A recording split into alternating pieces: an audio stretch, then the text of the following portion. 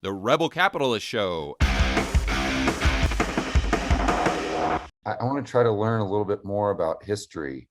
And one thing that I've tried to figure out is the late 1800s, from about the end of the Civil War, to call it the 1900 or so.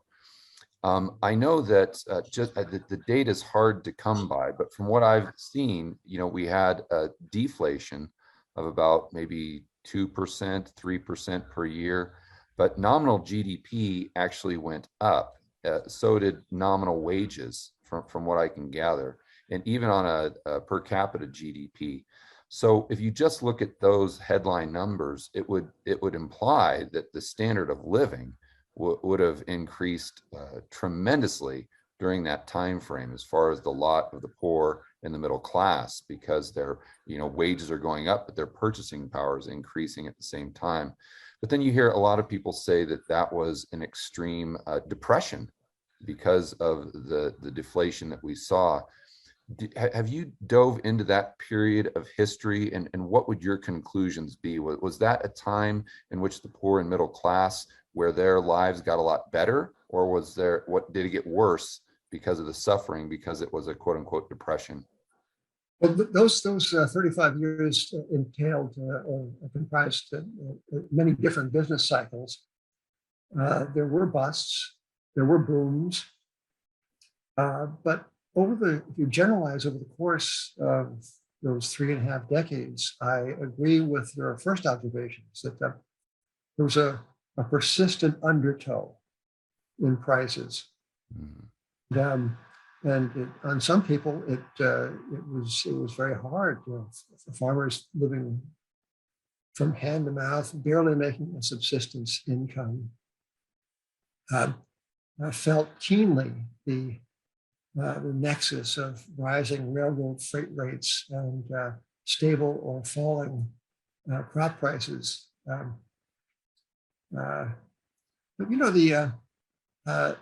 it was a time of wondrous technological innovation. You think about the time before the incandescent bulb, that was later in the period, and the time after it. What did that do to productivity? What did the myriad inventions having to do with internal combustion engines and the like, the humble typewriter, all those things came into being during that period. And as I understand the period, I've done some work in it. Real wages, adjusted for inflation, just as you were saying before, were increasing. Mm-hmm. And people, I think, were, on the whole, to generalize in a kind of a cosmic way, I think that lots were improving, not the opposite. And that's kind of borne out in the politics. The populist movement was very noisy, and it demanded relief from these blood-sucking railroads and from the money trust in New York City, and from all other enemies, real and imagined.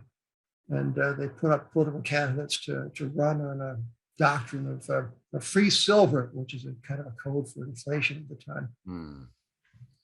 But those people lost in national election. Grover Cleveland, the gold standard guy, won twice. William Jennings Bryan, later in the period, lost repeatedly in his bid for the presidency and for instituting a inflationary silver regime instead of the gold standard then in place. So I think it was a time of great progress, and to be sure, a time of not universal progress. Progress is never universal, right? But my goodness, when you look back on and comparing a lot of people in 1900 with a lot of people in 1866, I think it's pretty clear that there was things. The change was for the good. Yeah. That's what it seems to me as well. So let's move on a couple decades. And I know that you wrote a book about the Depression, I believe 1920, 1921, that most people forget. In fact, I think that might be the title. If they've forgotten the book too, I should not have done, George. But when I've heard you talk about this quite extensively, And I thought, going back to 2020, obviously with COVID and the similarities to the Spanish flu, I thought, I wonder if that depression was caused by the Spanish flu, or the Spanish flu greatly contributed to that depression. Do you have any insights on that?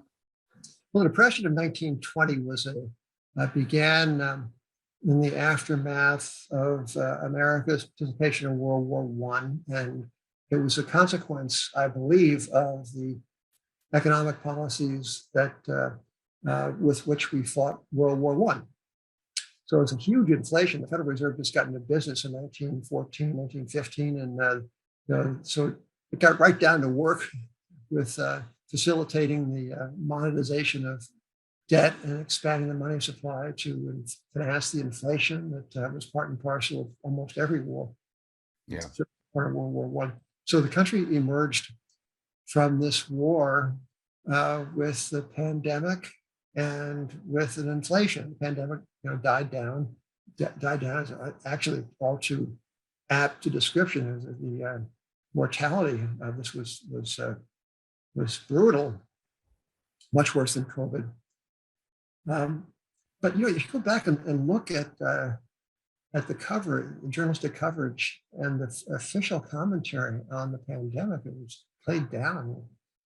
There wasn't anything like the universal hysteria. Yeah, hysteria. So I don't think that I don't think the Spanish flu was responsible for the depression, and the depression came about because of a huge inflation. The Fed met with very high interest rates, and there's a great credit contraction and a great writing off of the investment errors of the World War I and post-war period. Mm. And what was interesting to me about this depression, it was because it was kind of it was met with a federal policy that was more or less this: balance the budget and impose punitively high nominal and, of course, real interest rates. So the inflation turned to deflation. Prices actually fell, and wages fell, and that was the key, because if wages had remained the same as prices fell, there would have been mass unemployment because corporations would have been losing money and would have had to discharge people en masse, right? The profit would have been crushed. But because wages fell along with prices, some companies at least were able to reestablish profitability at lower levels of nominal revenue. Right. So prices fell. There was a profit margin at that juncture. So there was no federal response beyond that, and the depression was relatively short-lived, over and done with in 18 months. But it was very severe. The stock market was down, basically sawed in half. Commodity prices down this half or more. Unemployment, not then measured, must have been in the teens. Corporate profitabilities certainly plunged initially. But it was the last governmentally unmedicated business cycle downturn, and so to date in our history. Yeah.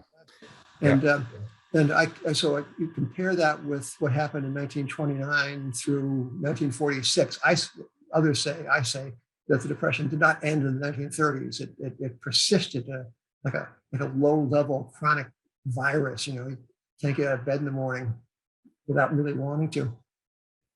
And so I take the 1920-21 episode as a vindication of laissez-faire, right, of its superficial brutality and inhumanity against the well-intended intervention of the pre-Keynesian and then the quasi-Keynesian era of the 1930s.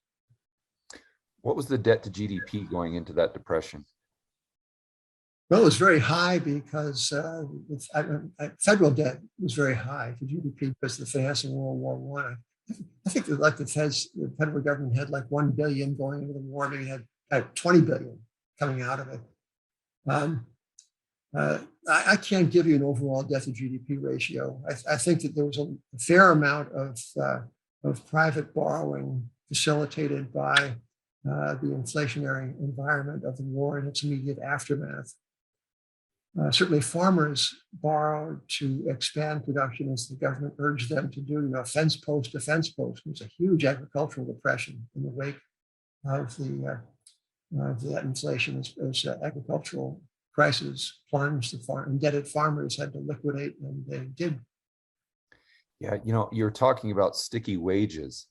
And I remember looking at a chart of the rate of inflation going back to probably the mid 1800s in the United States.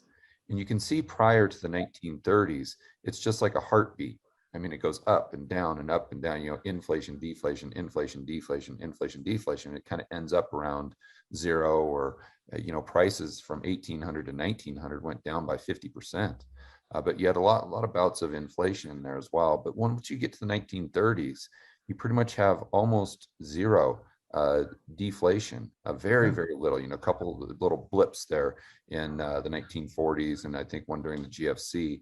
But I always thought that maybe that's because wages now are so sticky, because in the 1930s, and correct me if I'm wrong, they came out with the minimum wage, they came out with welfare and Social Security.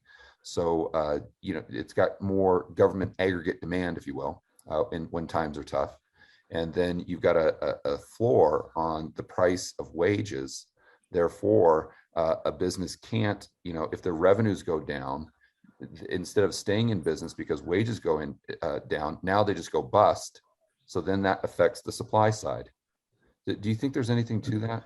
I do. The first thing that Herbert Hoover did when confronted with a business cycle downturn that was not going to be as mild as some thought it would be in the spring of 1930, he called all the industrialists, leading industrialists, to Washington and said that he was not prepared to lead this country to a repeat episode of 1920-21. It fell so disastrously. And this time, he said to these people, including Henry Ford and others of that caliber, let us maintain wages above all things. Wow, I didn't know that. Yeah, and Hoover was Secretary of Commerce to President Harding in 1920-21. And it was certainly well intended, but the effect was not what was intended. Mass unemployment. And we're both talking in shorthand. All these things are a little bit nuanced. But I do think that, here's a quotation from William McChesney Martin. It's about 1955, I think, which is a year, by the way, in which the CPI did actually register a small year-over-year decline. But still, Martin, the Fed chairman, then was worried about inflation. He was always worried about inflation. He was one of the great warriors about inflation.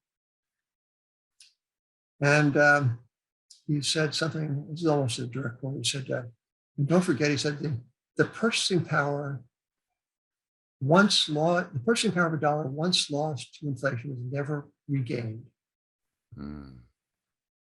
So it was at the times before the gold standard was abrogated, that, as you say, there'd be cycles of deflation, cycles of inflation, and kind of over long stretches of time, the price level didn't change as measured.